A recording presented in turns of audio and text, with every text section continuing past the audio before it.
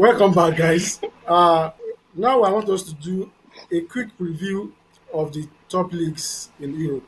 Basically, the English Premier League, the Spanish La Liga, and the Italian Serie A. For now, we'll leave the Bundesliga to Vincent Company and his team. But I want us to analyze the chances of the top teams across these three leagues. And at the end of everybody's analysis, of course, we'll be submitting our top four, which is subject to change as the season progresses. I think we'll put a 10 weeks gap. You can only change your top four after 10 weeks, or let me say 5 weeks. But then, before we, or let me say, after we do the league preview, we are doing a player versus player analysis, and today we are going to the goalkeeping position. Pick for pick, we'll be discussing two wonderful goalkeepers, two legends of the game, two legends of the English Premier League, Peter Cech and Edwin van der Sar. Pick for pick, who takes the day? Peter Cech and Edwin van der Sar. But before we come to that, let's do a quick league preview. I want us to start with the English Premier League. And from our earlier discussion, we've spoken about transfers, how it impacts each team, which team is primed to take the league, and what different players offer to different teams. For whatever reason, I feel Guardiola's Manchester City is they are not the top of most people's list going into this season, and that is because of the doings of last season, how they struggled and almost missed out on Champions League. But individually now, I want us to discuss top teams and where we see them end. I want us to start with Cars. And I'm starting with Cars because of the Arsenal element. Cars, before you talk, Arteta has said he is now a miner and he's digging and digging and digging. Currently, he has gotten to kerosene. But he needs to dig to get to petrol and equally get to diesel. What do you think of Arsenal's chances this season? And how do you see the top four or top five panning out in England? Thank you, Samson. You see, for Arteta, I don't know. I don't know what exactly his problem is. He's mining for crude oil. However, his aim is actually to get gold because at the end of the conversation, he said, "Oh, maybe one day you will stumble on the gold." Maybe. You don't just stumble on winning trophies. You have to actually work for it. I saw on one of Ahmed does not agree. one Oh. I can see his face already. He's it, twitching. well, But continue. it's his No, choice. nah. It's No, his no, no, choice. no. Imagine mining What's his for name? crude oil in Thierry. Abeokuta. You So cannot. imagine Thierry Henry said you can only build for a while. It gets to a point where people start asking what exactly do you want to do with this building? Your aim is to build a six floor building, and now you've got the sixth floor. What are you doing? Or I want to work on the interior. I want to work on the painting. I want to work on the exterior. I want to work. It's not after you've gotten to the sixth floor. You're not saying, I think we should have two more floors. No, it doesn't work that way. However, the Man City we are talking down on finished 3 points behind Arsenal. It's not like they were bad. They were terrible. Like they had a very terrible season. For you to classify a terrible season as finishing 3 points behind Arsenal, then it shows sometimes the way we come out to praise and say, "Oh, Arsenal is really doing very well," quote and unquote. Are they really per se? Is it a function of the fact that other teams are not doing well, and now we are using that yardstick to judge Arsenal to say, okay, Arsenal is not. However, I like the way Man City has taken, they have placed themselves in so far after the old charade of last season. This season they've been a bit quiet. They've been, doing their things on the low. If you ask people now, how many, tell me what their last three fixtures during the break was. Most people don't know because people really moved focus away from them to watch what Arsenal, what Man City, what Liverpool are doing. So, and I think that's a way to approach in a rebuild because there's a lot of new crop of players now in Man City that probably they need to leave the spotlight to build on. However, looking at the top four, I think if Ishak Okay, goes to Cass, Liverpool, before you give us your top four, I'm okay, enjoying this Arsenal conversation, and I want to broaden it to to everybody. Ahmed, before I ask you a question, every top team has their deficiency. Definitely. Liverpool, we spoke about defense earlier. Chelsea, we spoke about too many players. Speaking of Arsenal now, Ahmed, do you think Arsenal have done enough to plug the holes that existed from last season, both in terms of personnel and tactical? Well, personnel wise, they tried to plug some holes, but I'm not sure they've done enough. Yes, they got Gyökeres over the line, and if he does adapt well, according to what standard he has given us before now, but we need to also realize that he has been doing his thing in the Portuguese league, which is way different from the English Premier League. So if he does settle in well, that is one department that they overlooked over the years, and now that they've addressed that, I'm hoping for their own sanity fits in well and it does deliver. Their sanity. But now they've missed an important element in Thomas Partey, who was very key part of their stability in midfield. He's Midfield. had cases, and as a result of that, let's go. He's now with Villarreal. In fact, he made his debut on the opening night against Tonight. Oviedo. Yes, but they brought in Zubimendi, and now there is a difference between bringing in all these guys and adjusting your tactics to actually make a difference. I saw an analysis from an Arsenal fan some time ago, which I actually agree with. He said there is no change in ideology, despite the fact that they are bringing in new players. They are still trying to create growth by take corner kicks, crossing the ball, no adjustments in their chance creation. They are still relying heavily on corner kicks and all. That's how you want to go into the season? Is that how you want to search for goals? A big side should have multiple ways to get goals. Should not rely on set pieces alone. So Arsenal, for a large part, are a side that looks to create from set piece situation, crosses and all. But where the outside looks, I don't see that as of now. In fact, their preceding games that I saw, I still didn't see that. I saw them rely heavily on crosses and so on. So for me, the And tactics hasn't changed. speaking of crosses, Gyökeres has I don't know if to call it a limitation, but a large part of the goals he scored are not headers. Definitely. Is coming from a team that play a lot on the ground. A lot of chances are created centrally. You're correct. And now there's a question of, is he actually the right fit for what Arteta is doing? But then we'll come back to that. Nnamdi, there has been claims that Odegaard should be stripped of the captaincy. Do you share this opinion? I think it's rubbish. I think that people who are speaking in that respect are old heads that do not understand football. As far as leadership goes in the midfield, Odegaard has been sublime. Granted, he fell off a cliff last season, but that was more reflective of poor form due to injuries and the likes, not the quality on the ball and the leadership in the midfield. When Odegaard, Saka, and White were not injured, they were one of the most difficult trials to break on the right, whether in the half channel or in the half space or on the wing. It was just difficult to play against them. So I think it's completely unfair that has been said. But then again, that's what happens. That's what happens when you give old heads the chance to say rubbish. So no, I disagree with it. I think it's rubbish. And unsurprisingly, the person that was nominated was his fellow Englishman, which probably comes back to the thing we always complain about how English people and their bias towards their people is just irritating. But my point still remains. I think that is rubbish. I think that Odegaard has been capable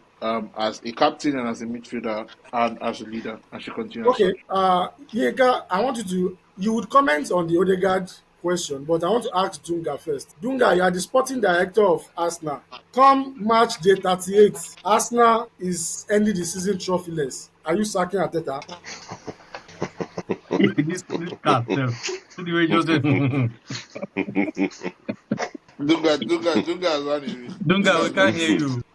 No, he's not even correct. He's not correct. I think he has issues with this network. So I can see you him. can pass the question. Dunga, okay, do. No. Yega, should we take the captaincy from Odegaard? Well, I know that Namdi is going to call me an old dead. Personally, I've always been of the opinion, and this was before Tony Adams even came out with whatever statement that he made. I've had that opinion for over a season now that Martin Odegaard is not the man to lead Arsenal forward. And I understand that he was injured last season, but I also argue that it's been here and there for about 2 seasons now. So it wasn't just last season. Also, I do not think that he has enough deliverable to lead Arsenal over the line as a midfielder. I mean, I look at some of the greatest midfielders that are greatest attacking midfielders when you consider Odegaard's position, and I see how they deliver in terms of numbers. I know that numbers alone, does not it's not enough to judge a player on, but it's a very, very key factor.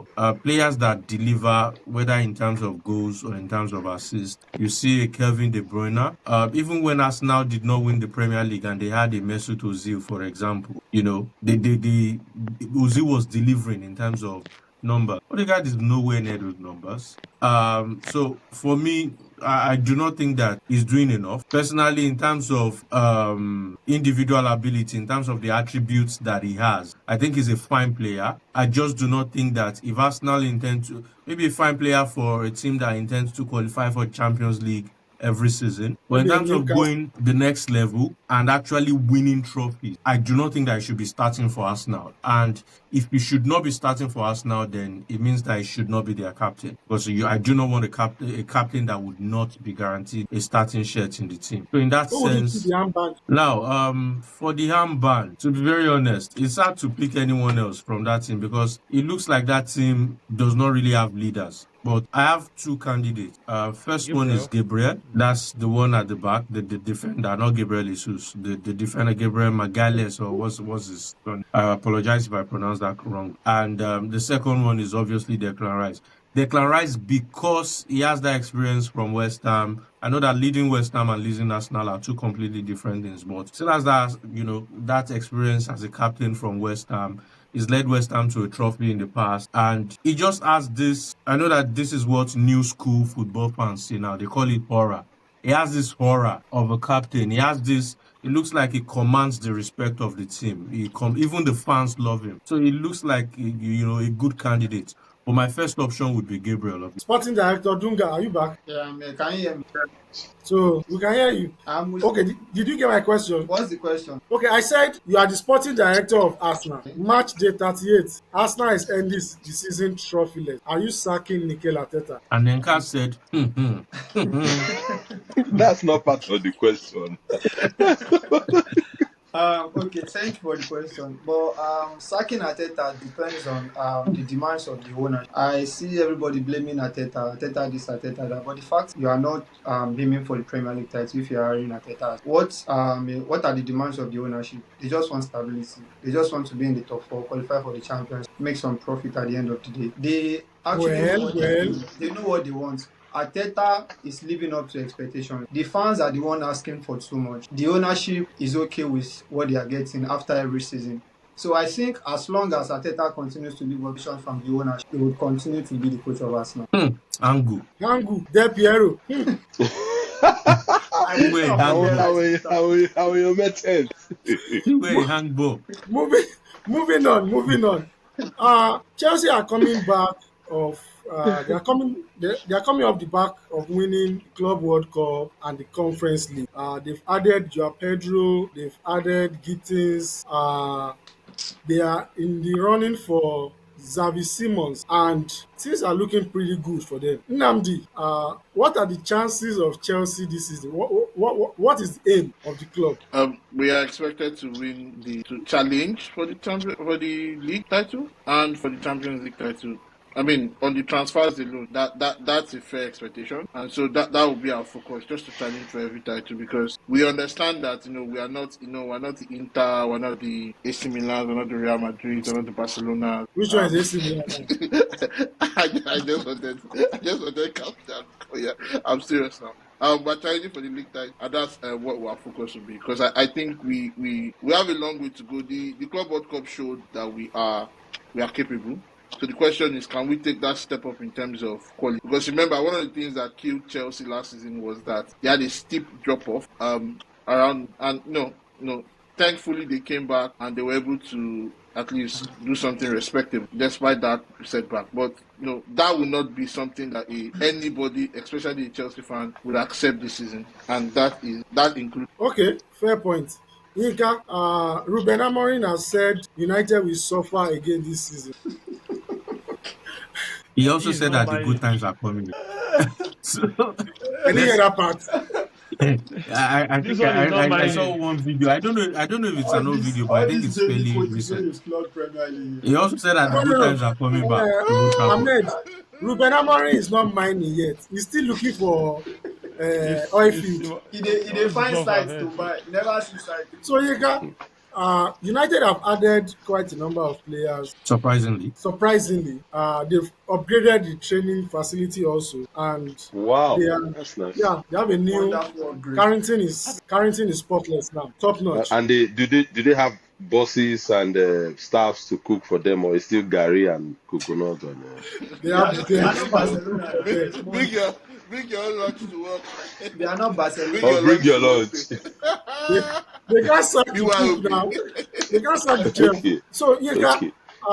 from a neutral perspective, do you see Amorim turning the tide this season, considering what they've done so far in the transfer window, and what is left for them in terms of personnel? okay, so it depends on what your definition of turning the tide is. If turning the tide means guaranteed spots in the Champions League, I would say it's neither here or there because there are about 4 or 5 teams that are better placed or more equipped than they are for top 4 spots in the Champions for this season. But if you look at it from the context of they are only going to be playing one game a week, apart from the fact that they'll be playing FA Cup, but obviously without European commitment, they've added a number of quality players. Mbeumo is actually a decent player. Shesko is still Konya. a work in progress of some sort, but I don't know why. I just have that feeling that the marriage with United is like a match made in heaven. He has the attitude.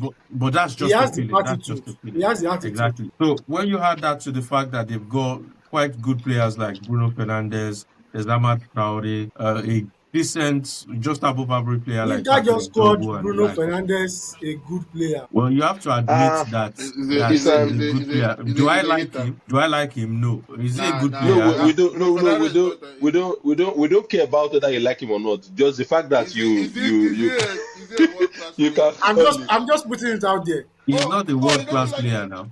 Wow. He's, he's, No, don't say that. he's not a Don't world let class them hear player. that. Well, in terms of the way that I see football, in terms of what I Yeah. expect from a midfielder, if you take the goals and assists that he often spams, there's really not much about Bruno Fernandes. But that's by the way. About United, because they will be playing mostly one competition per season, and I'm not saying that FA Cup and Carling Cup are lesser competition. I'm just saying that because they'll be playing one competition Okay, per true. season, it does give them a bit of an Yeah, advantage. it's frozen. But that team still I think lacks. we lost Yinka. Yeah.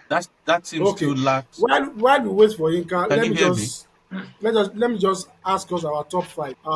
Who wants to go first? Ahmed, Yes.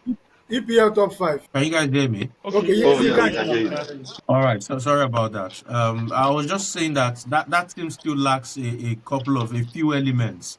If you ask me, that midfield still lacks control, which still somewhat supports what I said about Bruno Fernandes earlier. Maybe because of the kind of midfielder that I expect him to be, I just do not feel like it ticks that box for me. If United can get a midfielder that controls the ball, and I'm hearing reports about Baleba, and this is not to say that Baleba is not a good player; he's a very good player. I'm not particularly sure if what he offers is what Man United need. He's not If even Man available. United, for example, had a younger Luka Modric, for example, it would have been perfect for them. So basically, a player that can dictate the tempo of a game, control the midfield, they lack a player like that. If they're able to upgrade on the right wing back position, Amad Traore is a fine player, but he's not a right wing back. Get that boy into decent attacking positions where he can cause actual damage. They're able to upgrade on that flank. If they're able to get maybe one more defender as well, then you might say, okay, Man United are looking really serious. Will they finish 15th or 16th like they did last season? I do not expect that to happen. I think that they will do better than that. Or are they guaranteed to get spots in top 4, despite the fact that they've invested almost 200 million or slightly over 200 million in the market. I do not think so as well. Your top 5 for the season. Have we started? I thought we were starting with cars now. Anyways, Okay, let's go back. I think we all agree that Arsenal is not winning the league. Abi? I don't know about that I, one. I did not say that, though. I did not Just say. tell us your top I can't 5. say that. Okay. So, because this is still up for change, I think that defense wins you the league.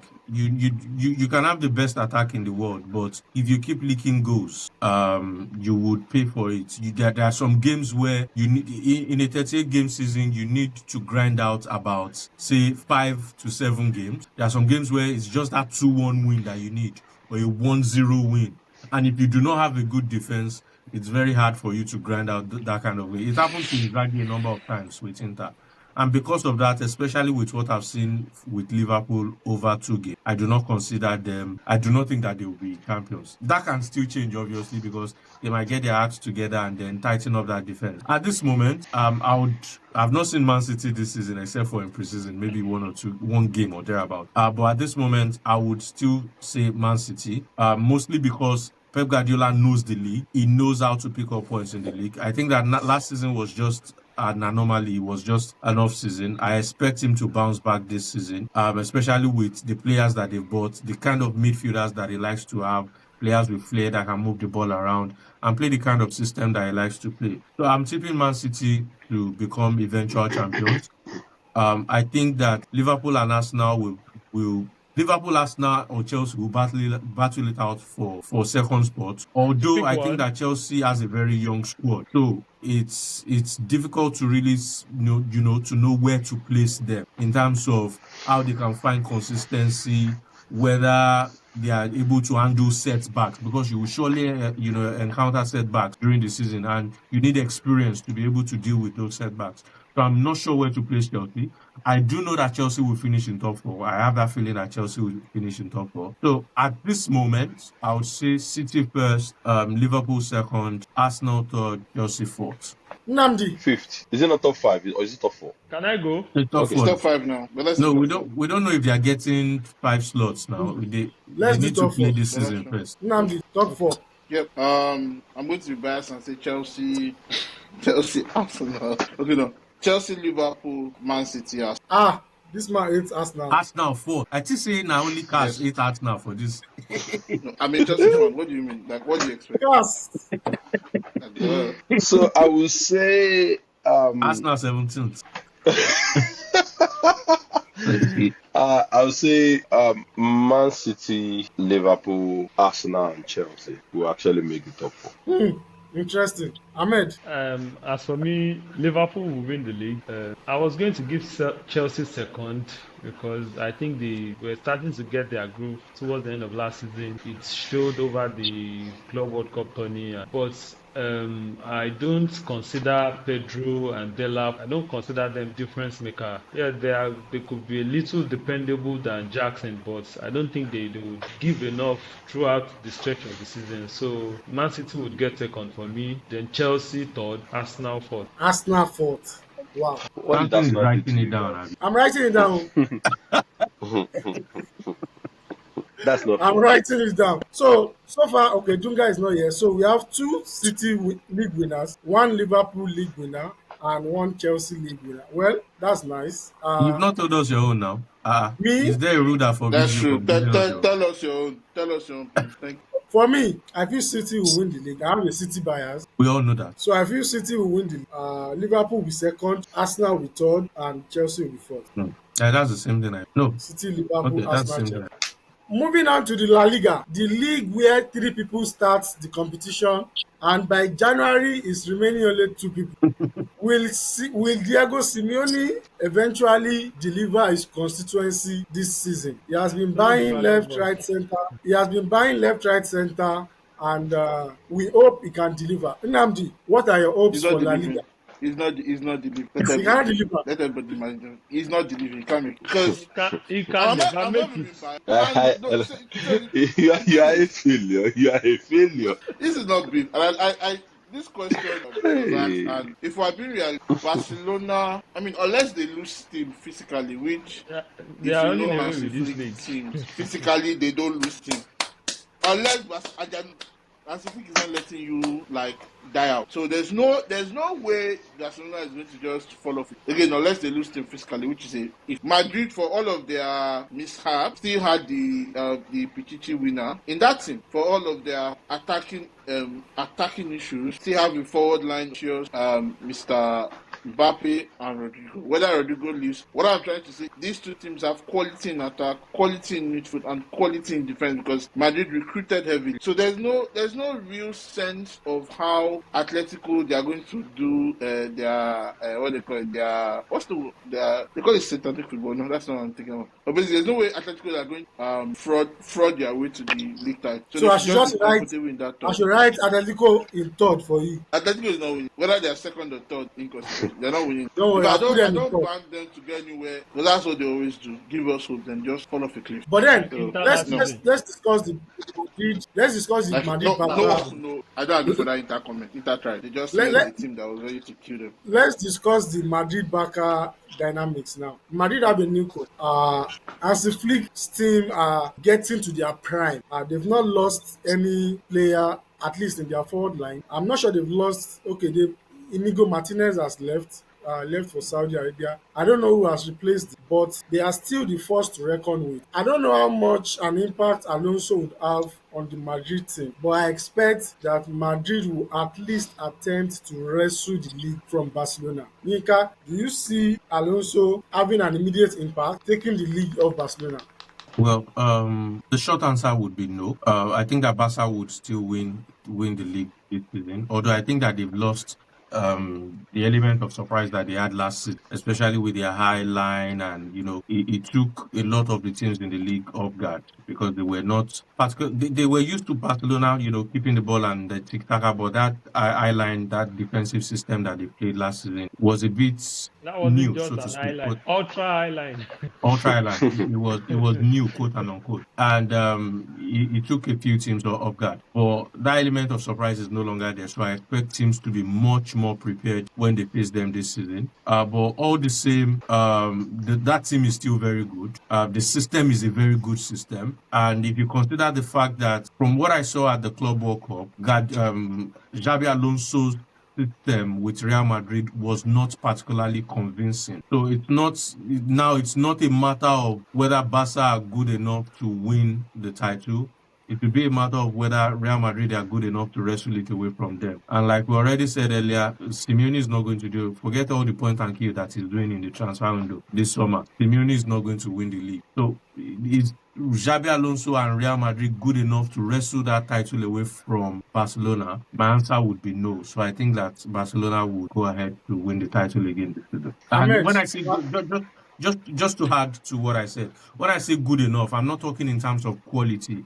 I'm talking in terms of how they're able to understand what consistency. Xabi Alonso is proposing to the team, the system, and all of that. Obviously, they've got massive quality, but Xabi Alonso, I just don't know how to explain this. Xabi Alonso wants to introduce a system that those players are not quite good used to. He expects players like Vinicius to run and chase the ball, press, blah blah. These players are big men. They hardly do that. They just wait for them to get the ball and then dominate you. It will take time for them to get it. And do they have that time? By the time they get it, will they be 17 points behind Barca or 10 points behind Barca? So we don't know what's going to happen. So I think Barca would win it because Real Madrid might not leave. I know we've discussed transfers already, but I just want to chip in this Rodrigo issue.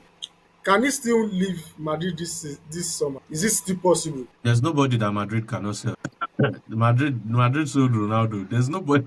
If you have money and Madrid are done with you, they'll sell you. They sold Ozil when I least expected it. They sold Di Maria when I least expected. Madrid can sell anybody. So it depends on whether there's a team that's willing to put forward what Madrid's valuation of the player is. If Madrid value him at say 60, 70, 80, 90 million, and we have a team that's willing to put that forward, even if Rodrigo tries to be stubborn a bit and says, I do not want to leave, eventually he's going to get overwhelmed. And like I always say, for most clubs or for other clubs in Europe or for other clubs in the world, there are certain players that can still drag with, those clubs. But Madrid is like the only club in the world that I know that is bigger than any player in the world. Any player. For some other clubs, there are certain players that are bigger than in terms of followership, in terms of the exposure that the player brings to the ball. Madrid is bigger than any player in the world, whether retired or active. So if they say that you have to go, then you definitely leave. Ahmed Well, Yinka has is almost said it all. Because I think it is an easy choice. Barcelona would repeat last year's heroic. They are one perfect side, so to say, close to perfect. They not because they have generational talents everywhere, but because they have a system, a unit that suits every player of theirs. And we know what attacking might they have, and they've added Rashford to that unit, who happens to fit in very well.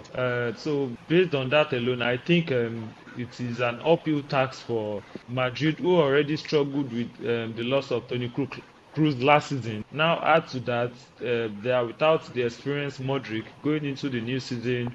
There are the rumors of experienced Madrid is in Milan. Say it complete. Complete the statement. And they there do are not even rumors have any player with those characteristics, even in this there are current day, Cruz There and are rumors Modric. of Adagula being favored by Xabi Alonso to get an increased playing time, a bigger role, but can he offer the same guarantees like the likes of Modric and Toni Kroos used to give to them? I strongly doubt that. And there is the ego issue between Vinicius and Mbappe Mbappe. still lingering around. So add all these factors together. I think that would be one issue for Madrid to. And add to that, a Xabi Alonso who is new in the system. Can he translate So his ideas? Ahmed, what is your top four? My top four would be Barcelona, Real Madrid, Atletico Madrid, and Villarreal. Yinka, Same as Ahmed. Nnamdi, your top four, La Liga. Because I'm biased towards Madrid, Barcelona, Atletico, and So after Villarreal. all this your story, it's still Madrid that you want to win the league. I said I'm biased towards Madrid now. I'm not being objective. So Madrid, Madrid, Barcelona, Atletico, Madrid, and Barcelona, Villarreal. Atletico Madrid, and Villarreal. I don't know who That's else actually. I Villarreal. think the top three will remain the same. Though I'm in between Villarreal or Betis because I don't know if Betis will want to do what they did last season again. I'm just saying, They but didn't do anything Villarreal last season. for now. They didn't do anything No, last no. season. Towards the end of They last came season, to they try they again. tried their best. So Everybody for me, I'm tried. going to. They only had the media attention because of Anthony was there. It wasn't because they were extraordinary compared to the likes of Villarreal last season. So because they had Anthony who was coming from Man U, so the media was so focused on them. They didn't do any better than Villarreal last. Wait, Eh, is Anthony for even me, spending this season with United or is leaving? they are threatening him. There's a gun they, to his are, head at the moment that he they has to want make a him out. choice. They want him out, and they are giving him some tough choices. But they are also Anyways, asking for for big me, money. 40 I million, think they're asking 40, for 40 45. million. Yeah. Okay, now. For me, I would say Madrid will win the league. Madrid, Barcelona, Atletico Madrid, and Athletic Bilbao. I think Bilbao will be the fourth place team in La Liga as far as I'm Is concerned. it not the same Bilbao that lost all their preseason games this season? That's why it's preseason now. Inca, Definitely. calm down, calm down. We move to Okay. the most interesting league in Europe, the Italian Serie A. You know why? The only league where Antonio Conte can beat Inter Milan to the title. Anyways, another season is upon us in Italy, and Yinka has been pushing favourites to Milan. Kaz has been pushing it to Inter. Ahmed has been pushing it to Inter. Inamdi, I'm sure Inamdi is saying either Inter or Napoli will be the favourite. But then, Italian teams have not done much as regards transfers. Even Milan, we've sold as By much what as we have standard? bought players. What do you mean? By what standard? We've not spent enough. We've not bought quality. What are you buying? You are relating it to the Premiership. That's why you see it that way. You are buying the winter. Your mate is buying. This summer. Your mate is buying. Your mate is bidding for Konate. You are buying the winter. Well, What Liverpool did Ahmed, also bought Leone. what did they buy in Spain? That's very because I'm, you are setting your standard so high. You are comparing yourself to the English Premier League, forgetting the fact that you are okay, actually so doing better than some others, many others, self, not well, even some others. well, you have a point. You have a point. Anyways, Napoli have stacked up a lot of players, and I really don't know what Conte's plan is. It seemed he was leaving last season. Then at the last minute, he had a change of heart. There were promises. Players have been coming in. The same Conte has come out to say, hey guys, even though players are coming in, we are still building in case it goes left or it goes right. A lot is happening in Syria. I would let Yinka start. Yinka, where do you see Syria heading this season and why? Well, first thing is nobody should be surprised with what Antonio Conte is doing. It's part of his demo.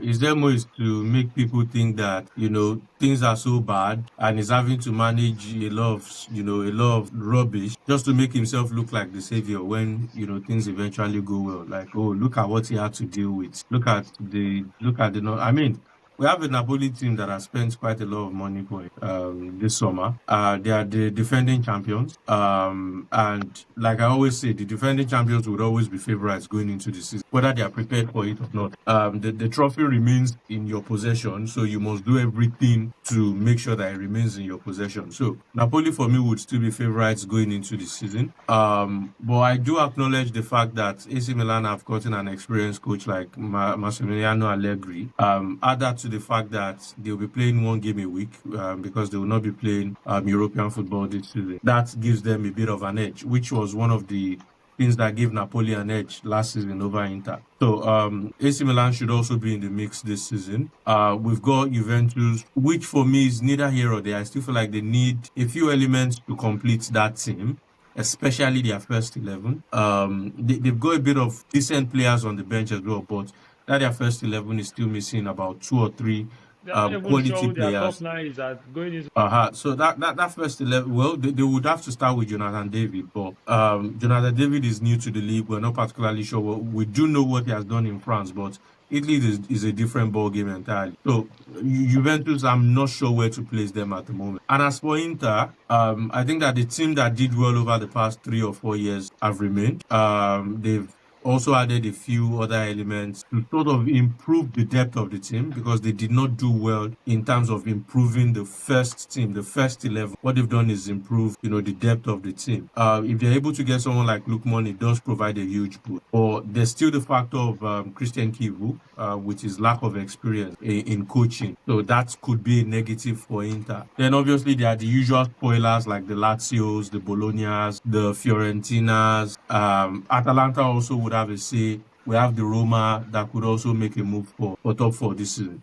So I'm expecting a very, exciting league season in Serie A this season. In terms of, I don't know if you want me to do my top four now, but I'm just going to Go go ahead, go ahead ahead. and do it now. In terms of top four, knowing Antonio Conte's record, I think that it depends on how soon Antonio Conte is willing to forfeit European competition in order to do well in the league. Because we all know how his record tells us that he struggles with juggling European football with league football. He's never made it past the quarterfinal of the Champions League in his career. And the moment he's able to get out of European football, he then puts his feet on the throttle in the league and then goes ahead to blow everyone off water. So if Antonio Conte gets knocked out early, I think that Napoli would stroll to the title again. Or if they decide to go all in like Inter did last season, then it does open the road for other teams like Inter and Milan to try to take it up there. So for me, the favorites for the league will be Napoli first,